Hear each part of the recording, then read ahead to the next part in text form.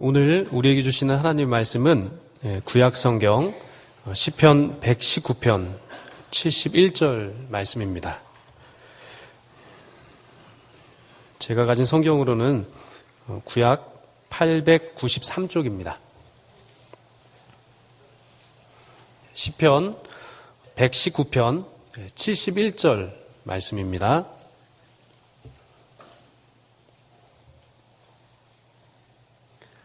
한 절 말씀인데요. 우리 한 목소리로 크게 한번 하나님 말씀을 봉독하도록 하겠습니다. 시작. 고난 당한 것이 내게 유익이라. 이로 말미암아 내가 주의 율례들을 배우게 되었나이다. 아멘. 오늘 간증해 주실 분을 소개해 드리도록 하겠습니다. 오늘 간증해 주실 분은요, 이상구 장로님이십니다. 이상구 장로님께서는 현재 공주공대 평생교육원에서 학생들을 가르치고 계시고요. 본교회 선임 장로님으로 섬기시고 계십니다. 자, 이제 이상구 장로님께서 간증해 주실 텐데요. 이 간증을 통해서 하나님의 놀라운 사랑과 은혜 그리고 치유의 역사를 체험하시는 이 시간이 되시기를 바랍니다. 장로님 나오실 때 힘있게 간증하실 수 있도록 박수로 오시도록 하겠습니다.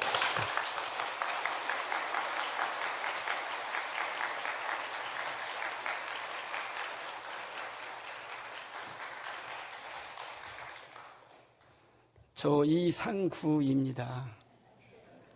제가 오늘 밤 여러분들한테 전할 이야기는 15년 전 죽음의 문턱에서 새 생명으로 인도하시는 하나님의 은혜와 그 인도하심을 말씀으로 전하고자 합니다. 한 교회의 장로 된 자가 왜 고통을 받아야 했으며 하나님께서는 한 생명을 죽이셨다가 살리셨는지를 믿음의 눈으로 바라보며 말씀을 드리고자 합니다.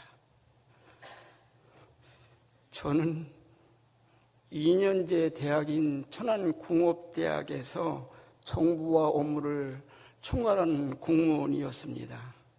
그 해가 2002년이었기 때문에 월 초부터 상당히 바쁜 일정을 보내는 가운데 7월 중순 이후에 제가 대학생 23명과 일본 자매기를 맺은 대학의 교류차 출장을 가게 되었습니다. 그때 저희 동생이 일본 쭈꾸바 연구단지에 있었기 때문에 저희 아버님, 어머님 그리고 저희 식구와 넷이 함께 갔습니다. 사실 일본에 도착해서 저는 자매결혼 대학으로 학생들을 인솔 하였고 저희 아버님, 어머님, 저희 식구는 저희 동생 집에 머물러서 여행을 하기로 계획이 되어 있었습니다. 그런데 제가 그 대학에 도착하자마자 몸에 이상 증세가 나타났습니다. 4박 5일간의 일정이었지만 처음부터 저 자신이 몸이 이상했기 때문에 제 동생 집에 전화를 걸어서 지금 내 몸이 정상이 아니니 기도해 달라고 부탁을 했습니다. 그래서 저희 아버님이나 어머님 식구는 사실은 여행차 갔었지만 4박 5일간 어디 다니시지도 못하고 사실은 기도만 하다가 오신 그런 경우가 있었습니다. 간신히 일본에서 임무를 마쳤습니다. 중간에 한번 실신해서 쓰러진 적이 있었습니다. 간신히 이제 한국에 돌아오기만을 기다려서 한국에 도착하자마자 단국대학병원에 입원을 하였습니다. 처음에는 제가 잠을 많이 잤기 때문에 한 2, 3일을 잠을 잤다라고 해요. 저희 식구가 그러는데 저희 아내가. 그런데 너무나 피곤했기 때문에 잠을 자나 보다라고 생각을 했는데 저의 손이 떨리기 시작하고 일어섰을 때 쓰러지는 현상이 일어났다고 해요. 그때 이미 혼수가 와서 손이 떨리고 몸을 가눌 수 없는 그런 지경에 이른 겁니다. 그런 상황을 살펴본 뒤 저희 아내가 주치의한테 지금 이 증상이 무슨 증세냐라고 했더니 지금 이 상태가 8월 말에 입원해서 그때가 8월 5일쯤 됐는데 이 상태는 간이 많이 상한 상태이고 본인이 걸어서 들어와서 장례를 치르고 나가는 병이라고 그렇게 이야기를 했답니다.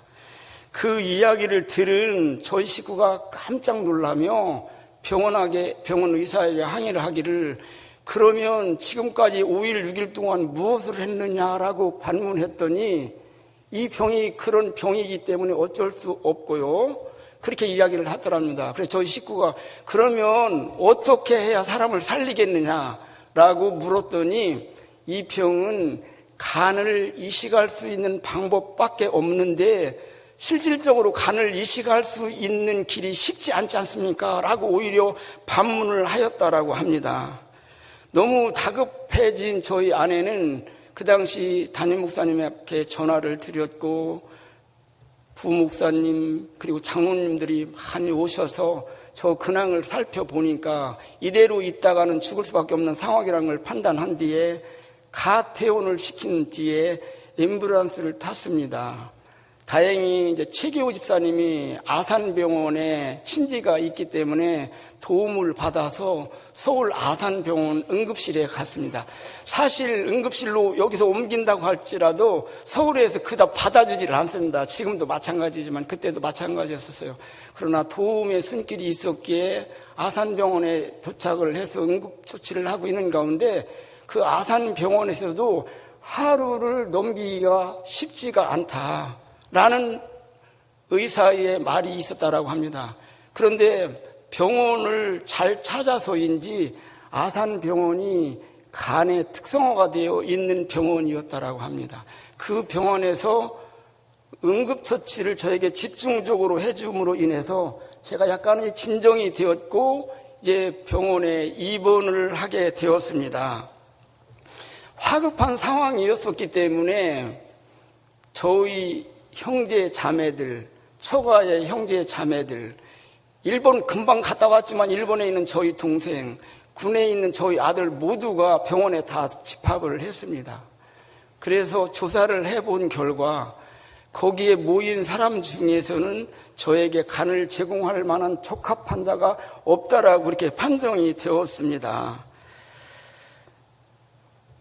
그러니 상황이 그렇게 되니 우리 가족 식구라든가 모든 형제 자매들까지 당황하지 않을 수가 없었습니다. 어찌할 도리가 없어서 저희 식구들이 회의를 한 뒤에 저희 아내에게 찾아와서 지금 상황이 이렇다고 하니 오히려 우리가 포기할 수밖에 없지 않느냐.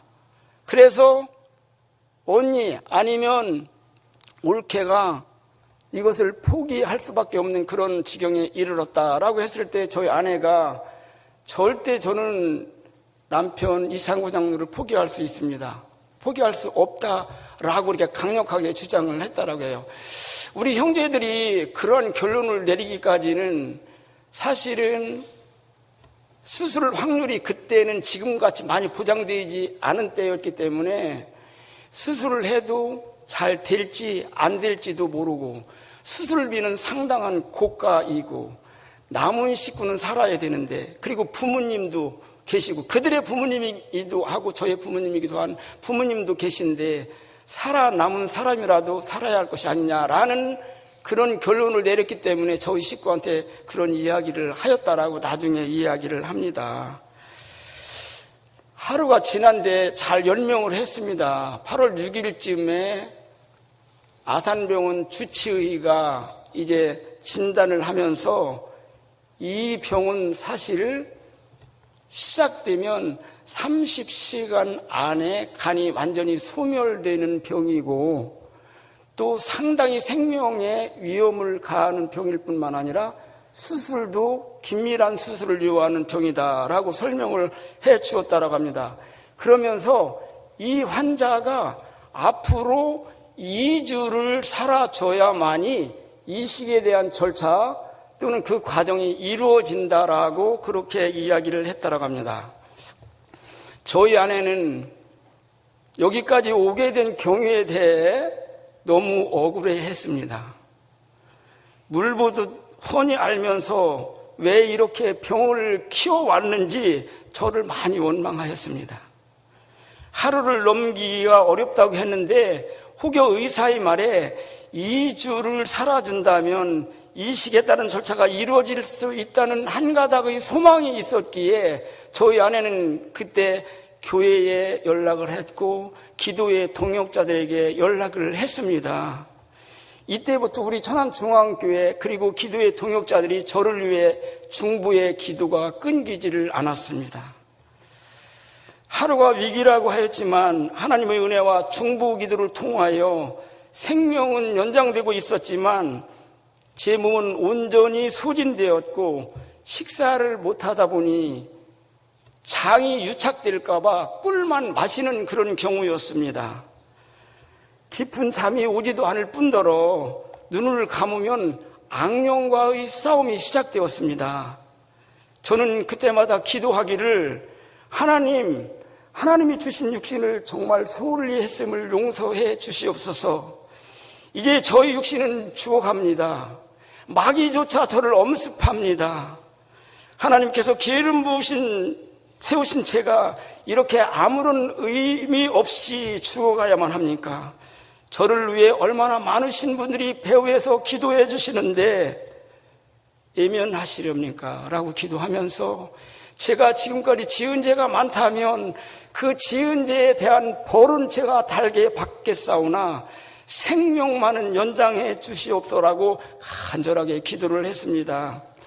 아내도 제가 소망을 잃지 않도록 계속해서 손잡고 눈물 뿌리며 기도해 주었습니다. 육적으로 영적으로 자꾸만 약해져 갈 때에 배후에서 저를 위해 기도해 주신 많은 성도들을 생각하며 삶의 의지를 갖게 되었습니다.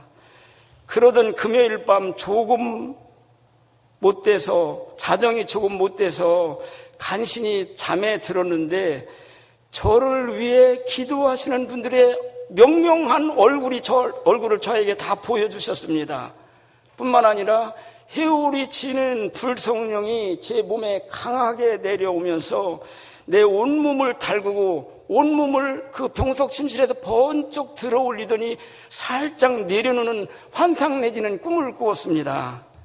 깨어보니 자정이 조금 넘어서였습니다. 그 시간이 우리 교회의 심야 기도의 끝 시간이었습니다. 그때에는 우리 심야 기도회가 10시서부터 12시까지였기 때문에 그렇습니다. 이 같은 시간에 나를 위해 기도하시는 분들이 계시다는 확신과 내 병은 이미 하나님이 고쳐주셨다는 확신을 가지게 되었습니다. 아내에게 그 상황을 이야기하고 나는 이제 치료받았으니 천안에 내려가야 되겠다라고 이야기를 했습니다.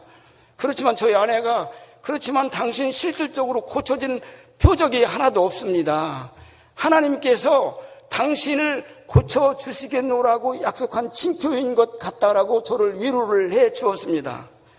다행으로 인터넷을 통해 간을 제공할 전문 친구를 만나게 되었습니다. 이 친구도 어떻게 만나게 되었느냐면 교회에서 홈페이지에 이상구 장로가 이런 어려움을 겪고 있으니 간을 제공할 자를 찾는다라고 했는데 그것을 용케 본 것 같아요. 그 친구가 연락이 와서 간을 제공하겠노라고 그 이야기를 왔습니다. 그래서 그 친구를 만난 뒤에 그러면 부모님께서 동의를 해 주실 수 있느냐라고 물었더니 제가 물어본 것이 아니라 저희 아내라든가 주변 형제 자매들이 이렇게 물어봤겠죠. 저는 무의식 상태였었기 때문에 그랬더니 부모의 동의를 받을 수 없다라는 거예요. 그러면 장기 매매로 위법인 거예요. 할 수도 없거니와. 그래서 이제 하는 수 없이 생각한 것이 저희 아내라든가 누님이라든가 형제들이 생각한 것이 간을 제공한다는 친구를 우리 누님의 아들이라 칭하고 아산병원 사회복지팀에 저희 누님의 아들 조카 이름으로 등록하고 부모인 우리 누님이 동의서를 쓴 다음에 동의를 한 다음에 수술에 임할 때는 그 친구와 바꿔서 수술을 하자는 그리고 비밀을 꼭 지키자라는 그런 약속으로 하게 되었습니다. 그때 저희 상태는 간 기능이 완전히 소각 내지는 소멸됐을 뿐만 아니라 일반인의 황달 수치가 1.2 이하라고 그래요. 그런데 제가 40이 넘었기 때문에 몰골 자체가 누가 보아도 죽은 사람하고 비슷했을 뿐만 아니라 같이 입원했던 사람들 또는 주위의 보호자들까지도 저런 몰골로 이식을 받는다고 해서 과연 회복할 수 있을까라고 의심할 정도였습니다. 그때 당시에 간의 수술비는 2억 정도가 든다고 했고요. 아산병원에 8,800만 원의 계약금을 납부해야만이 수술을 진행할 수 있을 때였습니다. 수술이 이제 진행됨에 따라 많은 분들의 도움을 받아서 저희 식구는 천안에 내려와서 대출 등 차용 등 해서 2억을 마련하느라 상당히 바빴다라고 합니다. 그래서 그 2억을 준비해서 아산병원 밑에 있는 애환은행에 입금을 했습니다. 그 제가 나중에 물어본 얘기입니다. 왜 당신 8,800만 계약금을 걸으면 수술을 할 수 있었는데 왜 굳이 2억이라는 그 자금을 마련해서 거기다 넣느냐고 했더니 수술을 하는 중에 돈으로 하여금, 그러니까 수술비로 하여금 수술을 포기하는 일이 생길까 봐 돈을 완전히 갖다 넣었다는 겁니다. 그리고 사실은 그때 2002년도 당시 저희 재산이 그 정도였습니다, 사실은. 그리고 그러니까 그때 저희 32평 아파트가 8천만 원 이하였기 때문에 저희 부동산이 조금 있었고 그런 거 합해서 2천만 원 조금 남짓 그 정도의 재산이었습니다, 사실. 이제 그 수술을 앞두고 있는 그 찰나에 이제 병원에서 장로님들이 상의를 하셔서 대표로 몇 분이 오셨습니다. 오셔서 저희 식구를 조용히 만난 뒤에 사실 수술비도 많이 들 뿐만 아니라 수술을 예측할 수도 없지 않느냐. 그리고 부모님 80이 넘은 부모님이 계시지 않느냐. 그렇다면 식구의 생활 보장도 되어야 되지 않겠느냐. 그런 일들로 인해서 수술을 포기할 수는 없느냐라고 다시 이제 권면을 하였다라고 합니다. 그런데 그때도 제 아내는 이상구 장로는 의지가 강한 사람이라 반드시 하나님의 은혜로 살아나갈 것입니다 라고 주장을 하였다라고 합니다. 수술 전날 간을 제공하기로 한 그 학생이 고려대 학생이었어요. 사실은 고려대 사학과 1학년생인 남상윤이라는 친구가 입원을 하였고 수술하기 전날 병원의 확인 절차를 밟는 중에 그 친구가 우리 누님이 동의하신 누님의 아들이 아니라는 것이 들통이 나와버렸습니다. 수속 절차를 밟는 사회복지팀에서 CCTV를 다 찍어놨던 거예요. 우리는 전혀 그것을 예상하지를 못하고 진행을 했던 것입니다. 정말 큰일이 벌어졌습니다. 병원 측에 사정을 하였으나 장기 매매가 얼마나 큰 위법인 것을 모르냐고 하면서 당장 퇴원하라는 거였습니다. 퇴원하면 그 이튿날 죽는 겁니다. 그거는 무조건. 남상윤이라는 그 친구는 고대 법대를 가려 했으나 형편상 어쩌다 보니 사학과를 가게 되었다라고 그래요. 그래서 2학기에 이제 휴직을 하고 그 광고를 보고 내 장기를 매매를 한 다음에 그 자금을 가지고 내가 공부를 더 해야 되겠다. 그래서 고대 법대를 가기 위해서 자기 자신의 장기를 매매하려고 했는데 부모님한테 동의를 받으려니 부모가 동의를 해줄 사람이 없습니다. 사실은 그 부모님이 자기 고등학교 1학년 때 이혼을 했다라고 그래요. 근데 아버님은 동의를 해주시는데 지금 같이 살고 계신 어머님은 절대 못 해준다는 거예요. 그 간을 제공하는 사람 수술 자체도 엄청난 수술을 하게 됩니다. 이 배를 여기까지 쫙 깔고 이렇게 깔릅니다. 그 나중에 깔고리로 벌려서 이렇게 걸어 놓습니다. 막 그 상황이 그런 상황이기 때문에 그 부모가 진짜 동의를 할 수가 없겠지요. 이 상황을 알게 된 저는 많이 실망스러웠지만 이제는 내가 정리할 때가 왔구나 결심하고 아내에게 조심스럽게 이야기했습니다. 여보, 우리 실망하지 말자. 예수님께서도 겟세마네 동산에서 기도하실 때에 3일 후에 닥칠 그 고난을 생각하면서도 아버지 할만하시거든 이 잔을 내게서 지나가게 하시옵소서. 그러나 나의 원대로 마옵시고 아버지의 원대로 하옵소서라고 고백하셨던 분이야. 나도 그런 고백을 하면서 천안에 내려가고 싶다고 했습니다. 나도 포기할 수 있지 않느냐. 예수님도 포기하실 수 있는데 나도 한번 포기하겠다라고 이야기를 했더니 저희 아내가 한 얘기가 그때는 9월 초 8월 말서부터 9월 초에 특별 새벽기도를 하는 기간이었습니다. 지금 배후에서 당신을 위해서 기도해 주시는 사람, 기도의 동역자, 나아가 특별 새벽기도에서 통성으로 계속해서 기도해 주고 계신데 당신이 왜 포기를 하느냐. 당신 더 의욕을 갖고 힘을 가져야 한다라고 저에게 용기와 힘을 주었습니다. 늦게야 깨달은 일이지만 그게 발각된 것은 정말 하나님의 은혜였습니다. 장로라는 사람이 장기를 매매해서 그것도 큰 범죄인데 그 범죄를 통해서 생명을 연장했다면 제가 장로다운 장로가 되었을까? 천안중앙교회에서 과연 장로의 일을 감당했을까? 그렇게 생각을 지금은 해보는 겁니다. 나아가 지금 이 자리에서 범법자로서 제가 여러분 앞에서 설 수도 없는 처지가 되었을 겁니다.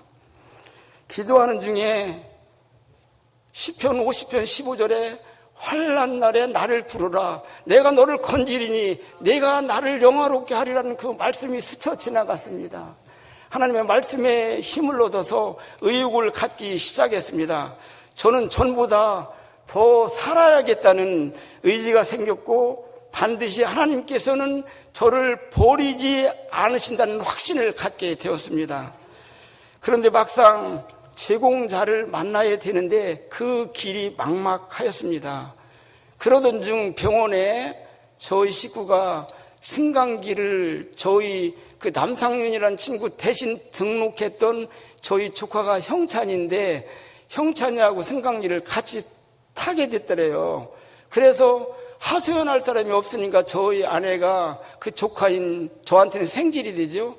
형찬이에게 형찬아 너 외삼촌 이대로 죽어가는데 정말 어쩐다니 그렇게 이야기를 했다라고 합니다. 그랬더니 그 조카가 느닷없이 입으로 튀어나와서 하는 말이 예숙모님 걱정하지 마세요. 내가 외삼촌을 살려드리겠습니다. 하나님이 저에게 그렇게 감동을 주셨습니다. 라고 이야기를 했다는 거예요. 그 이야기를 들은 제 식구는 여호와 이레이신 하나님께서 준비하셨구나라는 확신과 함께 형찬아 정말 내가 외삼촌 살려줄 수 있어? 했더니 예승모님 걱정하지 마세요. 내가 대학 임상병리학 전공자 아닙니까? 염려하지 마세요. 그렇게 이야기를 했더라는 거예요. 이 소식을 전해드린 반무의식 상태였던 저는 조카 형찬이를 불러달라고 했습니다. 형찬이가 저희 병실에 왔을 때 정말 형찬아 내가 나를 살려줄 수 있겠니? 물었더니 역시 똑같은 말로 외삼촌 제가 임상병리학이기 때문에 제가 저희 간을 반을 외삼촌에게 띄워준다고 할지라도 저희 간은 바로 회생이 됩니다. 라고 하면서 외삼촌 염려하지 마세요. 오히려 그런 용기를 주었어요. 그러나 저는 그때 형찬아 사랑하는 형찬아 너는 안 돼. 내가 어떤 조카인데 속으로는 그런 말을 하고 싶었지만 물속에 빠진 자가 지푸라기라도 잡듯이 아무 말 없이 눈물만 쭉쭉 흘리게 되었습니다. 저희 누님은 30살에 5살 된 딸, 3살 된 아들, 뱃속에 아들 하나를 두고 혼자 되신 분입니다. 그런 가운데서도 직장 생활을 하시면서 3 자녀를 대학까지 다 졸업시키신 저로서는 존경하는 누님이기도 합니다. 남편이 하늘나라 가실 당시에 3살이었던 형찬이가 죽어가는 외삼촌을 살리겠다고 하니 저도 기가 막힐 뿐만 아니라 우리 누님도 사실은 기가 막힌 사실이었습니다. 저희 누님은 나중에 고백한 일이지만 그 소리를 듣는 순간 숨이 멎는 줄 알았답니다. 도저히 병원에 있을 수가 없어서 아산병원에 저를 위해 휴가 맡아서 일주일간 간병하기로 한 누나가 피신해서 대전으로 내려갔습니다. 나중에 아산병원에서 저를 간병하고 있던 형찬이가 대전에 있는 어머니한테 전화를 걸었답니다. 어머니, 제가 예삼촌 살려야겠습니다. 어머니가 동의하셔야 되겠습니다. 그렇게 전화를 받았을 때 그 자리에 누님이 걱정하기 때문에 다른 여동생이 같이 있었는데 퍽 주저앉았다라고 합니다. 여러분들도 사실은 그 상황이라면 누님의 마음을 이해하리라고 믿습니다. 우리 형찬이도 어째서 아산병원에 있게 됐냐면 사실은 병원에 근무하다가 다른 병원으로 이직을 하게 돼서 잠깐 쉬는 동안 집에 대전에 있는 동안 누님께서 너 잠깐 쉬는 동안 예삼촌이 어려우니 와서 같이 간병하자고 해서 같이 서울에 올라왔다가 대신 사회복지팀에 등록도 하게 되고 그러한 사정이 일어났던 겁니다. 조카 형찬이가 조직 검사가 취해지고 조직을 끝낸 후 조카가 잠시 대전에 내려갈 일이 있다고 해서 내려를 갔습니다. 그런데 대전에서 여동생들한테 전화가 오기를 조직검사 받은 형찬이가 대전에 내려오자마자 배가 아프다고 방을 빙글빙글 돌고 있으니 어쩐 일이냐라고 전화가 왔습니다. 깜짝 놀라서 저는 이제 아산병원에 저희 식구라든가 거기 있던 다른 형제들이 이런 경우도 있느냐고 물어봤더니 아산병원에서는 절대 그런 일이 없노라고 그렇게 이야기를 했답니다. 그래서 대전에서는 또 119를 타고 충남대 병원에 갔습니다. 응급실에 저희 조카가. 그래서 오늘 낮에 간이식을 제공하려고 이렇게 조직검사를 받고 와서 배가 아프다고 하니 어떻게 조치를 해야 한다니까 충남대학병원에서도 특별한 처방을 할 수 있는 길은 없고 지금 상황으로는 저희들은 소화제를 안정시킬 수밖에 없다라고 해서 소화제만 주고 진정제를 놓고서 집에 보냈다는 거예요. 사실은 그때 저희 이제 조카가 서울에서 그 동호회를 다 끝난 다음에 예삼촌한테 간을 주기로 약속을 하고 고속도로 내려가면서 휴게소에서 저녁을 먹었던 것 같아요. 근데 저 딴에는 예삼촌에게 간을 주기로 했던 것이 표현을 했지만 많이 부담이 되는 거예요. 이제 부담되는 가운데 급체했던 것 같습니다. 그런 3일 후 회진 때 조카의 조직은 저에게 잘 맞으며 수술을 하겠으니 마음의 준비를 하라고 하면서 이번에는 정말 조카입니까? 라고 따지면서 웃으면서 또 따지곤 했습니다. 수술 날짜가 잡히니 다 죽어가던 저에게 생기가 돋았습니다. 대전에 내려가셨던 저희 누님께서 동의서를 작성하기 위해 오셨습니다. 병원 측에서는 최악의 상태를 우리 누님이나 간을 제공할 자한테 이야기해 주기 때문에 본인은 동의를 했는데 저희 누님 입장에서는 차마 동의를 할 수 없고 그렇다고 죽어가는 동생을 그냥 죽일 수는 없고 한번 경험이 있잖아요. 신랑을 하늘나라에 보낸 경험이 있기 때문에 사면초가였다라고 합니다.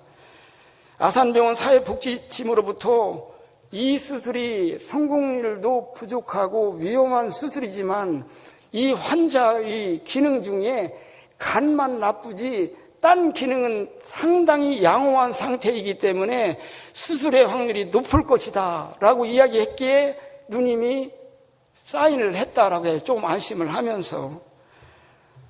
수술 날짜가 엄청 기다려졌습니다. 저희 건강 상태는 최악의 상태로 2, 3일을 이제는 견딜 수가 없습니다. 아무리 아산병원에서 최후의 통첩을 한다고 할지라도 제일 좋은 의술을 통해서 어찌한다 할지라도 2, 3일을 넘기기가 어려운 상태였습니다. 저희 아내는 여보 힘을 내요. 며칠만 정말 참아주세요. 며칠만 정말 살아주세요 라고 간절하게 부탁하며 기도해 주었습니다. 수술 전날 저에게 간을 이식해 줄 조카가 입원을 하였습니다. 누나와 조카와 저희 부부는 하나님께 기도하며 눈물을 흘리면서 이제 모든 것 하나님께 맡길 수밖에 없다 라고 하면서 모두 마음이 하나 되어 기도하면서 울었습니다. 드디어 수술 날 9월 5일이 왔습니다. 마냥 탈진되었던 저는 새벽녘부터 수술하면 살 수 있다는 그 소망감에 흥분되면서 마음이 많이 뛰기 시작했습니다. 저는 8시에 수술을 들어가야 했고 저희 조카는 먼저 간을 떼야 되기 때문에 7시에 들어가야 했습니다. 그런 과정에 새벽이었었기 때문에 6시쯤 아산병에는 새벽 기도를 6시쯤 하는 것 같았어요. 그래서 저희 어머님, 저희 누님, 저희 아내가 새벽 기도를 하는 과정에 아산병원에서 저희 조카를 먼저 수술실로 데려가기 위해서 코에다가 호스를 끼는 과정에서 그 간호사님이 조금 익숙한 간호사가 아니었는지 한 30분 동안 생으로 막 코를 넣는 과정이 엄청 어려웠다라고 그래요.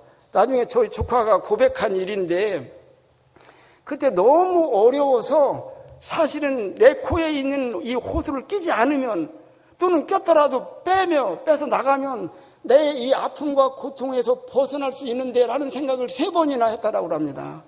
그럴 때마다 내가 외삼촌 살려주겠노라고 약속을 하는데 내가 어떻게 나갈까?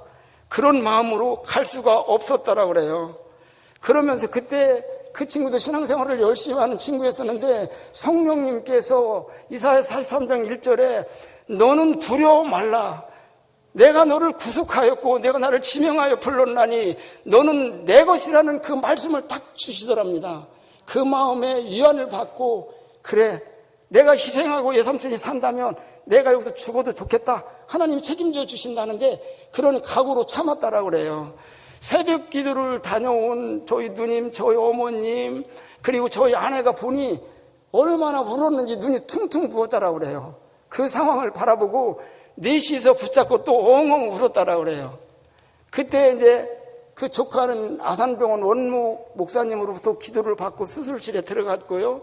저는 조금 기다렸다가 이제 우리 교회 교구장님께서 장로님 2분과 기도해 주시러 오셨습니다. 그때 저에게 주신 말씀이 예레미야 33장 3절 제가 좋아하는 말씀이기도 했습니다. 너는 내게 부르짖으라 내가 내게 응답하겠고 내가 알지 못하는 크고 비밀한 일을 내게 보이리라는 말씀으로 힘을 얻으면서 나의 손을 잡아주시는 주님이 계시고 배후에서 천안중앙교회 모든 성도가 기도해 주신 분들이 많이 있는데 하나님께서 그 응답을 거절할 이유가 없다는 확신이 생기면서 마음의 기쁨과 평안한 가운데 수술대에 임했습니다. 마취에 들어가기 전 저희가 하나님 외치면서 하루를 못 넘긴다는 저를 한 달 동안이나 살려주신 하나님 감사합니다. 또한 평안과 기쁨을 주시니 더더욱 감사합니다. 이제 수술이 시작되는데 인간의 능력은 한계가 있습니다. 의사의 손길을 통해서 저를 고쳐주시겠지만 하나님께서 친히 참관해 주셔서 후유증도 없게 재발도 없게 새 생명 주시옵소서라고 기도했습니다. 또한 장로로 세워주신 하나님의 뜻이 계실 것 아닙니까? 저를 더 사용할 수 있으시다면 꼭 사용해 주셨으면 합니다. 나이가 80이 넘으신 부모님이 계십니다. 내 부모를 공경하라. 그래야만 내가 이 땅에서 잘 되고 내가 장수하리라고 하나님 말씀해 주셨습니다. 그 말씀의 약속을 지켜주시옵소서라고 기도했습니다. 저를 통해 하나님이 살아계심을 증거되고 영광 돌리게 하옵시며 성도들의 기도에 응답 있게 하시옵소서라고 기도하면서 내 옆에서 본의 아니게 나의 생명을 구하고자 개복을 하고 있는 나의 사랑하는 조카 형찬이를 정말 지켜주시옵소서라고 기도하면서 마취에 들어갔습니다. 조카가 12시간 만에 수술을 마치고 중환자실을 옮겨졌고 회복한 후 누님을 보며 엄마 나 좀 살려줘, 엄마 나 좀 살려줘 하는데 저희 누님은 그 자리에서 주저앉아서 형찬아, 동우야, 엄마가 정말 잘못했다. 엄마가 미안해. 엄마가 미안해. 그렇게 울부짖었다고 합니다. 그 상황을 바라보는 저희 아내 역시 형님 정말 어떡한데요? 형님 정말 어떡한데요? 형찬이가 너무 괴로워하고 힘들어하니까 이제 그런 상황 가운데 같이 어머니와 더불어 헝헝 울었다라고 합니다. 면회를 마치고 중환자 대기실에 온 저희 식구들은 초조하면서 간절하게 저와 형찬이를 위하여 기도해 주셨습니다. 저는 수술 시작 16시간이 지난 자정 30분에 수술을 마쳤는데 회복되지 않은 상태로 중환자실의 무균실로 옮겨졌습니다. 저희 아내한테 들은 이야기인데 처음으로 이튿날 오전 10시에 면회를 하였답니다. 그런데 수술 후 10시간이 지났는데도 의식이 돌아오지 않았대요. 의사한테 그 상황을 물어보니 약간의 이상이 있노라고 조금 기다리라고 하였답니다. 중환자 대기실에서 초조하게 기도하며 기다리고 있는데 오후 2시에 수술 그 이튿날 오후 2시에 보호자를 불렀답니다. 면회 시간이 아닌데 보호자를 부르는 경우에는 큰 문제가 생겼을 때라는 것을 알았기 때문에 가슴이 두근거리며 앞이 캄캄했다라고 해요. 아닌 게 아니라 환자가 간 이식받은 그분의 지혈이 되지 않아서 피가 계속 흘러나오고 있다는 거예요. 뱃속에서. 원인을 분석한 다음 다시 수술할 수도 있고 아니면 혈관을 통한 조영 수술을 할 수 있으니 동의를 하라는 거였답니다. 앞이 캄캄했지만 교회와 교회의 동역자들에게 전화를 해서 지금 수술 후 지혈이 되지 않고 있으니 원인이 빨리 분석될 수 있도록 기도를 요청하였답니다. 제가 병원에 있는 동안 조금만 이상이 있어도 저희 아내는 교회에 그리고 기도해 주시는 분들에게 계속해서 전화를 하였습니다. 기도 외에는 정말 아무런 능력이 없기 때문이었습니다. 저희 어머님과 아내는 실신한 사람처럼 중환자실 앞 복도에 주저앉아 엉엉 울면서 제발 우리 아들 살려주세요. 우리 남편 살려주세요. 하나님 정말 살려주셔야 합니다. 땅바닥을 치며 애치며 기도를 하였다라고 합니다. 특히 제가 병명이 급성 전격성 간 부전증이었어요. 전격성 간 부전증으로 수술을 해서 혼수 상태가 지연될 때에는 제가 받은 조카로 보던 간이 금방 개사할 수 있다는 거예요. 그렇게 되면 제가 그 간도 개사될 뿐만 아니라 저 자체도 바로 사망을 한다는 거예요. 가장 위험한 상태라는 거예요. 다행히 하나님께서 배후에서 기도하시는 그 기도의 위력에 따라 원인을 찾게 되었습니다. 담도 밑에 있는 실핏줄이 터져서 계속 피가 흘러서 혼수가 이어졌다고 해요. 재수술을 하지 않고 조영 수술실로 옮기는 과정에서 산소 마스크에 전혀 의식이 없는 저를 아내는 처음 보았답니다. 그때 혈압이 59까지 떨어졌는데 수술 받은 사람이 80 이하이면 생명의 위협이 있는데 어찌 살았는지 모르겠다라고 주치의가 나중에 회진하면서 저에게 고백하는 일이었습니다. 그 의사 자신도 정말 아찔했다라고 해요. 사실은 그 조영 수술실로 옮기는 과정에서도 제 아내가 큰 역할을 감당했다라고 해요. 수술이 혈압이 떨어지면 죽는 걸 당연히 알았기 때문에 수술이 착착착착 떨어지는 과정을 보고서 그 기계를 왜 그러냐면 중환자실에서 조영술로 옮기는 과정에서 기계를 뺐기 때문에 그게 뚝뚝뚝뚝 떨어지는 과정이었어요. 그래서 이제 우리 식구가 그 의사하고 이끄는 사람한테 막 어깨를 치면서 지금 혈압이 떨어지고 있다. 사람은 죽어간다. 빨리 이 기계를 조치하라고 해서 그 기계를 조치했다라는 얘기가 나중에 들려졌습니다. 1시간에 걸친 조영수술로 터졌던 실핏줄을 맞게 되었습니다. 순간순간 하나님의 도움 없이는 감히 이루어질 수 없는 일들이 계속해서 저에게 일어나고 있었습니다. 조영 수술을 마친 후 2시간 있다가 저는 정말 혼수해서 깨어났습니다. 하나님께서는 이사야 139장 9절에서 10절 말씀에 이런 말씀이 있습니다. 내가 바다 끝에 가서 거주할지라도 거기서도 주의 손이 나를 인도하시며 주의 오른손이 나를 붙들으시리라, 그런 말씀이 있습니다. 그런 말씀처럼 하나님께서는 철저하게 저 자신을 벼랑 끝에 몰고 가셨다가 큰 손으로 받쳐주신 겁니다. 의식이 돌아왔다는 소식을 들은 우리 식구들은 하나님께 환호의 감사를 외쳤고 주위에 있는 사람들까지 많이 감사하며 놀랐다라고 합니다. 의식이 돌아온 저는 산소 마스크에 손과 발이 많이 묶여 꼼짝할 수가 없었습니다. 일정 시간이 지나서 정기적인 면회가 시작되었습니다. 간호사께서 침대에 상반신을 세워주면서 면회해 왔다라고 합니다. 아산병원 중환자실은 중환자실에서 한 30m 들어가면 그 안에 특별병실, 무균실이 있습니다. 유리관 바깥 30m 저쪽에 있는 저희 아내와 어머님이 보였습니다.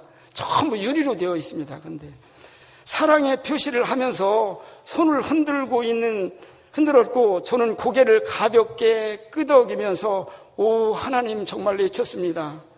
그때의 감격은 지금도 형언할 길이 없습니다. 살았다는 안도로 하나님의 은혜로 이 쓸데없는 자를, 그 찬양을 계속해서 불렀습니다. 이튿날이 주일이었는데 새벽에 눈을 뜨자마자 호흡할 수 있다는 것이, 숨을 쉴 수 있다는 것이 얼마나 감사했는지 모릅니다.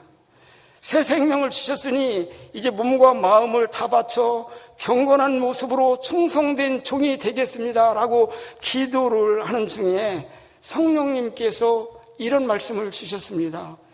내가 육신이 새로 태어났지만 내 영혼이 아직 새로워지지 않았다 라는 그런 말씀이었습니다. 너무나 깜짝 놀랐습니다.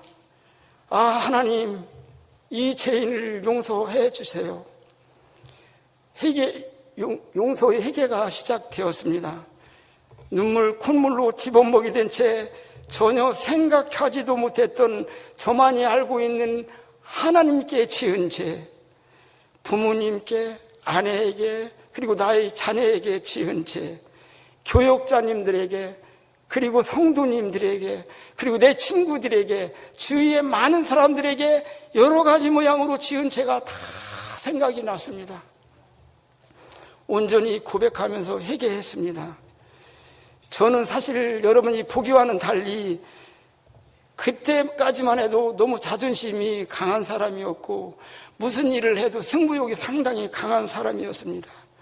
공무원으로서 명예를 얻기 위해 세상 사람과 똑같은 방법이 있었고요. 또 욕심도 굉장히 과했던 그런 사람이었던 것 같아요. 한 직장에 직장을 두고 있으면서도 다른 대학에 겸임 교수를 했고요. 어떤 대학에 시간 강사를 했고요. 다른 대학에 야간에 강의까지를 나갔습니다. 제가 무슨 명예를 얻고자 아니면 물질의 복을 받고자 물질을 무한정 따라다녔던 거예요. 사실 어른들이 말씀하시기를 물질이 나를 따라다녀야지 내가 물질을 따라다니면 안 된다는 그런 말을 알면서도 제가 무한정 그런 가운데 살아 있습니다.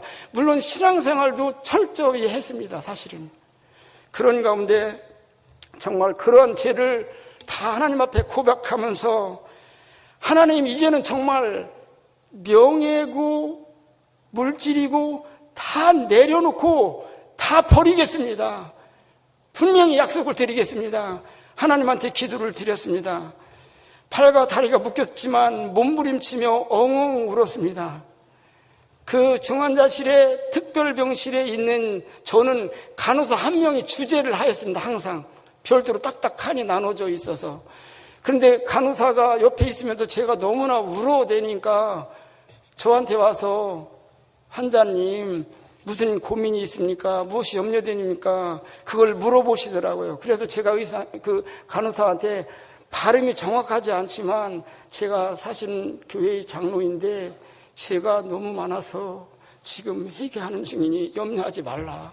부담 갖지 말라. 그렇게 했더니 그분이 안심을 하였는지 자기 그때 제 병실 한쪽에 책상에 앉아 있더라고요. 부끄럽지만 처음으로 통회하는 회개를 하였습니다. 하나님께 무조건 감사했습니다. 온몸에 의료기계와 호수가 주렁주렁 달려 있었고 아픈 곳도 많았지만 왜 그리 이 마음에 평안과 기쁨이 있는지 형언할 수가 없었습니다. 묶여있던 이제 손과 발이 풀리고 다시 면회가 시작되었습니다. 제가 손을 번쩍 들고 저 바깥 유리 30m 전방을 흔들어 손을 움직일 수 있었습니다. 저 멀리에서 아내가 그 체격도 좋은 아내가 펄떡펄떡 뛰면서 하트 모양의 표시를 했습니다. 여보, 그러면서 전화를 하였습니다. 전화로 대화를 통할 수 있었거든요. 여보, 사라져서 고마워. 고생 많이 했어요. 라고 말하면서 새벽교회 그날 주신 말씀을 저에게 줬습니다. 목이 맺혀서 말을 이을 수가 없었습니다. 여보, 나 회개했어. 나 당신 정말 사랑해. 앞으로 당신한테 잘할 거야. 부모님한테도 더 잘할 거야. 사랑해 하라는 말이 자연스럽게 계속 터져 나왔습니다. 중환자실 넷째 날 오후 4시에 이제는 중환자실을 벗어나 무교실로 옮기는 과정에서 처음 부모님과 아내와 누님을 만났는데 왜 그리 사랑스럽게 보이는지 알 수가 없었어요. 정말 그런 경험이 처음이에요. 무균실은 간병을 하는 아내와 같이 생활할 수 있었습니다. 물론 아내는 무균복을 입고 모자 및 마스크를 착용해야 했습니다. 여러분, 우주복 같은 그런 옷을 입고 있어야 됩니다. 저에게는 자유의 복장을 하게 하고 간병인에는 우주복까지 눈만 내놓게 돼요. 이렇게 눈만. 그렇게 해서 그러니 이제 같이 있어도 편히 쉴 수는 없는 그런 상황이었겠지요. 오랜 수술 시간과 전신 마취로 인해 후유증인 환각 상태가 저에게 이어졌고 저 자신과의 싸움은 혹독했습니다. 무균실 첫날을 지새우고 그 이튿날 의사 선생님께서 회진하면서 열심히 운동하고 식사 잘하는 것이 최선의 방책이라고 저에게 말을 해 주었습니다. 오후부터는 철저히 운동을 했습니다. 제일 먼저 무균복을 입고 그때 나올 때는 병실 바깥으로 나올 때는 제가 무균복을 입어야 돼요. 이제 그럼 저만 눈을 내는 거예요. 눈도 카바를 또 씌워줘요. 나중에 다른 사람을 평상시 사람들을 만나기 때문에 제가 운동을 어떻게 했냐면 아산병원 2층 한 바퀴를 돌으려면 400m 가까이 되거든요. 거기를 한 5바퀴씩 돌았어요. 2km씩 2km씩 하루에 4번을 돌았으니까 20km를 돌은 거예요. 운동으로. 다른 이식 환자들은 전혀 움직일 수도 없어. 며칠 일주일이 되는데도 저는 무균실로 간 그 이튿날부터 의사의 말에 내가 수술비를 줄여야 되겠다. 내가 빨리 회복해야 되겠다. 하나님의 영광을 드러내야 되겠다. 그런 마음으로 정말 무진 운동에 노력했습니다. 제일 먼저 무균복을 입고 나와서 찾은 병실이 저희 조카 형찬이가 누워있는 병실이었습니다. 무균복을 입고 형찬이한테 갈 때는 형찬이는 그때까지도 한 발짝도 못 뛰는 과정이었어요. 저는 그런 게 기적 같은 일이에요. 그처럼 하나님께서 힘을 주셨던 거예요. 그래서 형찬이한테 가서 형찬아, 너 때문에 예삼촌이 이렇게 뚱뚱하게 잘 살아왔어. 무주복 입은 게 커지잖아요. 이제 그렇게 고맙다고 말을 했습니다. 픽 웃으면서 저희 조카가 하는 말이 예삼촌은 하나님이 많이 사랑하시는 것 같아요. 그리고 예삼촌은 하나님께서 많이 하실 일이 있을 것 같아요. 라고 하면서 저를 격려를 해 주더라고요. 그 이야기 인직은 저는 며칠 됐는데도 일어나지는 못하고 꼼짝도 못하고 밥도 잘 먹는데 예삼촌은 미음이라도 먹는다고 하고 이렇게 걸어오는 걸 보니까 그런 이야기를 하는 거였습니다. 그래서 형찬이에게 형찬아 우리 멋있게 살아서 하나님께 영광 돌리자라고 약속하고 돌아왔습니다. 정말 낮에는 식사하고 약 먹고 운동을 하다 보니 시간 가는 줄을 몰랐는데 밤이면 환각 상태가 처음에는 이루어졌기 때문에 잠을 이루지 못했습니다. 저뿐만 아니라 환자들이 한 과정이라고 했고요. 환자가 자지 못하니 보호자도 역시 잘 수가 없습니다. 묵인실로 온 이튿날 밤 자정까지 성경을 보면서 찬송을 불렀습니다. 간병하는 아내를 좀 자게 하기 위해 제가 화장실에 입수해서 성경을 보고 기도를 하기 시작하였습니다. 나도 모르게 기도에 빠져들었고 잠깐인 듯 싶었는데 2시간이 흘렀습니다. 저희 아내는 화장실에 들어간 남편이 나오지 않으니까 걱정돼서 가끔 열어보면 계속해서 울면서 기도만 하고 있더랍니다. 좌변기에서 일어나고 싶었지만 성령님께서 계속 기도하게 하셨습니다. 성령의 은혜가 충만해지면서 온몸이 달아올랐고 사랑의 은사를 비롯한 체험하지 못한 은사들을 주셨습니다. 새벽 4시였습니다. 받은 바 그 은혜가 커서 세상을 얻은 것 같았고 너무나 기뻐서 마냥 뛰고 싶어서 어찌할 바를 몰랐습니다.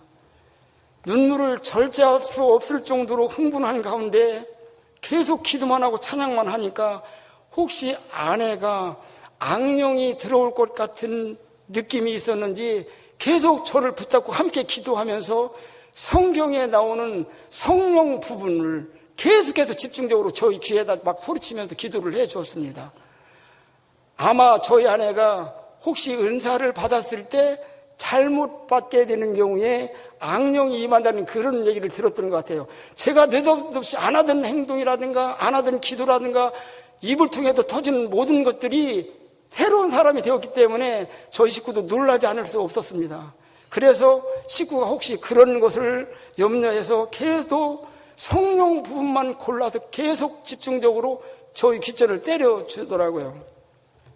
저에겐 역사적인 사실은 새벽이었습니다. 성경을 읽으니 한 페이지 글씨가 한눈에 다 들어왔습니다. 정말 영적인 그런 체험을 하였습니다. 찬송을 불렀습니다. 찬송 1장서부터 쭉 부르는데 찬송이 모르는 찬송이 없습니다. 아무 찬송이고 엘토, 베이스, 소프라노, 테너가 다 해주는 겁니다. 참 괴상한 치역을 다 했습니다. 그래서 성경도 막 넘깁니다. 다 기억납니다. 그냥 탁탁탁탁 들으니 그러니 계속 제가 낮에는 운동하랴 식사하랴 또 여러 가지 이제 책 보랴 시간이 없었지만 밤에 잘 수가 없었어요. 밤 시간이 너무나 아까워서 잘 수가 없었어요. 그 묵인실에 있는 동안 계속해서 철야를 했습니다. 사실은 너무나 많은 것이 달라졌음에 스스로 감탄하지 않을 수가 없었습니다. 말씀을 보면서 찬송을 부르면서 계속 기도하면서 계속 왜 이리 눈물이 나오는지 모르겠어요. 누구한테 전화만 해도 눈물이 나옵니다. 목사님한테 전화해도 눈물 나오고 친구한테 전화해도 눈물 나오고 친구한테도 너 예수 믿어야 된다고 계속 전도를 했습니다. 사실은. 그리고 목사님한테 전화할 때는 목사님 제가 도움 드리는 장로가 되겠습니다. 그렇게 이야기했습니다. 제 수줍음이 그런 이야기를 할 저기가 못 돼요. 그런데 자신 있게 막 얘기가 탁탁탁탁 튀어나가더라고요. 묵인실에서 나와 하루에 4차례 운동을 하였는데 아까 말씀드린 것처럼 8km를 운동을 계속해서 했습니다. 주위의 모든 사람들이 정말 이상한 사람이다, 대단한 사람이다, 묵윤복을 입고 계속 그렇게 돌아다니고 있으니까 말이에요. 참 밥맛은 없었지만 묵윤 상태인 무염분 미음으로부터 시작하여 일반식이 나올 때까지 한 번도 식사를 넘겨본 적이 없습니다. 제일 처음에 수술하고 묵인실에 와서 미음을 한 공기를 주는데 그걸 2시간을 먹습니다. 엉하는 사람 같으면 한 숟갈 내지 2숟갈 먹고도 끊을 거예요. 입에 힘이 없기 때문에 이 입이 안 움직이기 때문에 한신 입에다 넣었다 우물우물 하다가 삼키는 거예요. 여러분 같으면 그게 물이나 마찬가지예요. 그 정도의 무염분 미음이었었거든요. 저는 그걸 다 먹어야 빨리 태어난다는 거, 그리고 운동을 열심히 해야 태어난다는 거, 그것을 의사한테 들었기 때문에 그것을 한 끼도 걸러본 적이 없어요. 그러다 보니까 나중에는 한번 체한 적도 있었습니다. 억지로 막 먹기 때문에. 기쁨이 차 있었지요. 식사도 잘 하지요. 운동 열심히 하지요. 더욱이 사랑하는 성도들이 배후에서 기도해 주고 계시지요. 잘 회복되지 않을 수가 없었습니다. 주위 환자들이 부러워하였습니다. 다른 이식 환자들 중에는 재수술하는 사람이 있는가 하면 무언가 부작용이 있었습니다. 저에겐 아주 경미한 부작용 외에는 없었습니다. 천사 같은 조카도 수술 12일째 되는 날 퇴원을 하였습니다. 묵인실에서의 하루하루는 금방 느낄 수 있도록 회복이 빨랐습니다. 전에는 정말 아까 말씀드린 것처럼 조금 잤지만 낮에는 매일 밤 철회를 했습니다. 시간이 아까워서 잠을 잘 수가 없었습니다. 저를 위해 기도해 주신 분들에게 감사의 기도를 드렸습니다. 금식으로, 철회하로, 그룹으로, 개인적으로 친하다는 이유로 기도해 주신 분들께 감사의 기도를 드렸습니다. 치료에만 전념할 수 있도록 도와주신 직장의 직원들을 위해서도 같이 기도를 했습니다. 저희 빠른 회복에 놀랍다고 감탄해야 할 때 간호사들에게도 하나님의 말씀을 전했습니다. 묵윤복 입고 간호사들한테 전도한다고 하니 이상할 수도 있어요. 그런데 바깥에 나와 있을 때는 돌아다니는 환자 아니면 보호자들한테 계속 예수 믿으세요, 예수 믿으세요 그렇게 했어요. 그리고 묵윤실에 있을 때는 제가 자유복이기 때문에 간호사들이 묵윤복을 입고 들어옵니다. 그러면 자유복을 입은 제가 그들에게 2-3명이 같이 와요. 간호사들이. 여자분들도 올 때도 있고 남자 간호사도 있어요. 그분들을 위해서 계속 예수님을 증거하면서 제가 환자임에도 불구하고 기도를 했어요. 본인이 제가 기도해 주겠다고 하니까 본인들도 기도해 주십사 얘기를 하는 거예요. 그래서 같이 기도해 준 적도 있고 의사 선생님을 붙잡고 기도해 준 적도 있습니다. 사실. 묵인실 생활 2주가 되어 일반 특실로 옮겼습니다. 일반 특실로 옮겨서는 잠을 자기 시작했습니다. 얼마나 단잠을 주시는지 그것도 하나님의 은혜였습니다. 이제는 하나님께서 새 생명을 주셨는데 과연 내가 무엇을 어떻게 해야 할 것인가를 기도 중에 생각나게 하셨습니다. 첫째, 교회를 사랑하겠습니다. 둘째, 믿지 않는 영혼들을 위하여 기도하겠습니다. 그리고 셋째, 우리 식구들을 사랑하겠습니다. 넷째, 어려운 자를 찾아가겠습니다. 다섯째, 하나님께 기도하기를 하나님, 제 병원비를 줄여주세요. 병원비 계산에 따라 하나님께 드리는 금액이 틀려질 겁니다. 저 온 재산 하나님께 드릴 겁니다. 병원비를 줄여주세요. 그렇게 기도를 했습니다. 1개월 동안의 병원 생활을 통해 하나님께서 베푸신 기적을 정리해보고자 합니다. 단국대학에서 아산병원으로 옮긴 자체가 기적이었습니다. 저에게는. 중앙교회 모든 성도들을 통해 중보하게 하신 것도 기적이었습니다. 전격성 간부전증으로 하루를 넘기기가 어렵다고 했는데 한 달을 살게 생명을 연장해 주신 것이 기적이었습니다. 또한 우리 식구에게 우리 친지들이 협의해서 그리고 교회에서도 장로님들이 협의해서 수술을 포기할 수밖에 없지 않느냐라고 권면했을 때 2번씩이나 반드시 수술을 해서 이 사람을 살려야 되겠다라고 결단했던 저희 식구 그 결단도 기적이었습니다. 간이식 제공자 조카를 예비하신 일이었습니다. 나아가 스스로 지혈이 안 되어 사경을 헤맬 때 중부 기도의 위력을 통해서 분석하여 수술한 일이었습니다. 저에게 회개의 영을 주신 일, 기적 같은 일이었었고요. 또한 여러 가지 은사를 주신 것도 저에게는 기적이었습니다.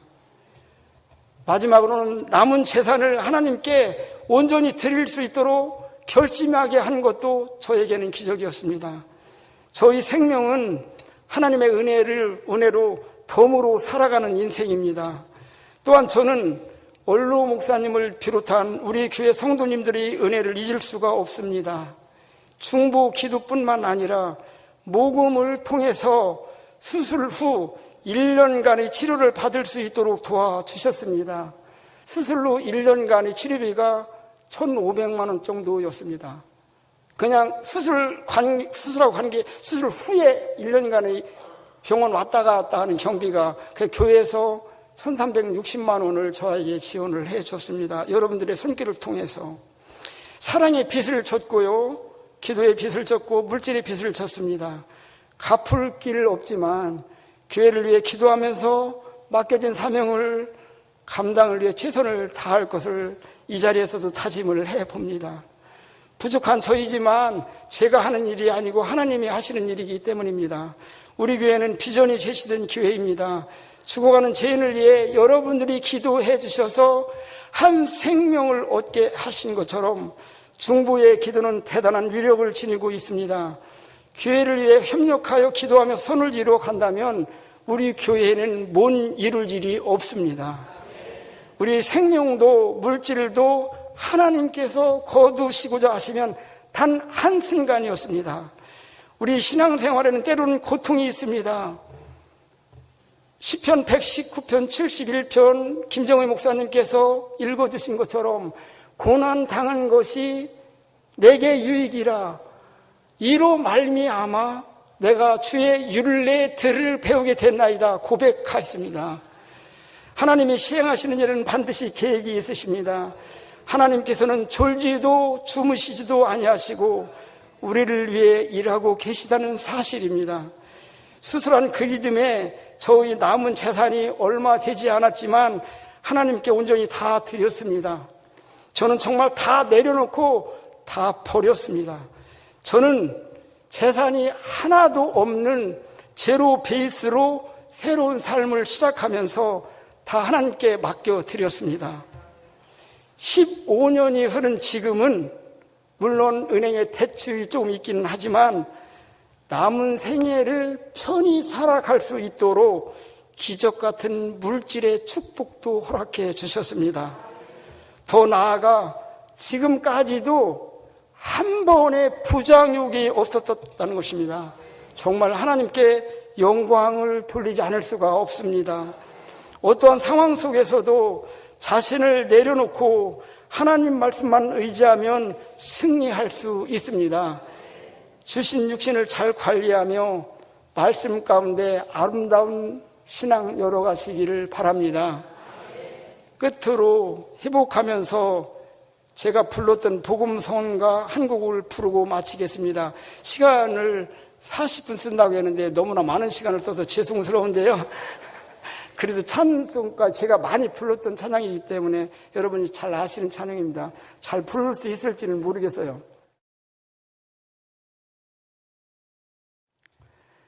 왜 나만 겪는 고난이냐고 불평하지 마세요. 주님 고난의 뒤편에 있는 주님이 주신 축복 미리 보면서 감사하세요. 너무 견디기 힘든 지금 이 순간에도 주님이 일을 하고 계시잖아요. 남들은 지쳐 앉아 있을지라도 당신만은 일어서세요. 힘을 내세요. 힘을 내세요. 주님이 일하고 계시잖아요. 주님이 나와 함께함을 믿는다면 어떤 역경도 어떤 고난도 어떤 괴로움도 이길 수 있잖아요. 감사합니다.